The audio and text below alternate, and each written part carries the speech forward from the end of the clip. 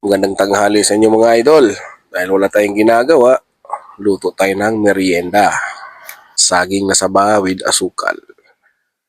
So ito lang gagawin nyo, prepare ng saging, slicein ng ganyan, tapos asukal at mantika. Simple lang. Ganun lang, oh. Ilagay ang kalaha, pasigahin ng gasol, okay. Lagyan ng mantika para kumulo. Yan, ibuhos lang ng ganyan na idol ha, kunti lang, huwag lang namihan, o yan, ganyan.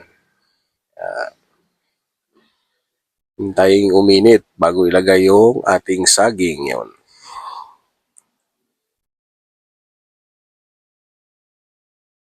Okay, pwede natin ilagay ang saging mga idol. Ito na, dahan-dahan lang at baka tayo masunog.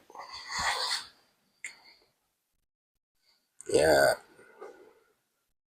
Lagyan ng saging pagkatapos at halu-haluin. Siguro mga 3 minutes lang idol para medyo maluto naman siya.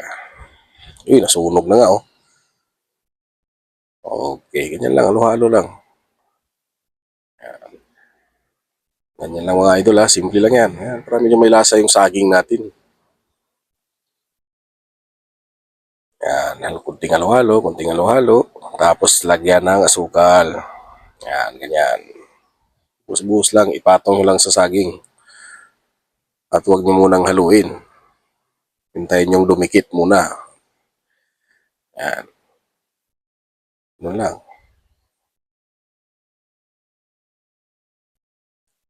Yun, saka haluin. Yan, dumikit na mga idol yung ating asukal. Mamaya-maya yan, siguro mga 3 minutes lang idol, pwede nang ihaon at kainin. Ayan na, tapos na tayo. Ayan ang itsura niya mga idol. May pang merienda na tayo. Okay. Maraming salamat.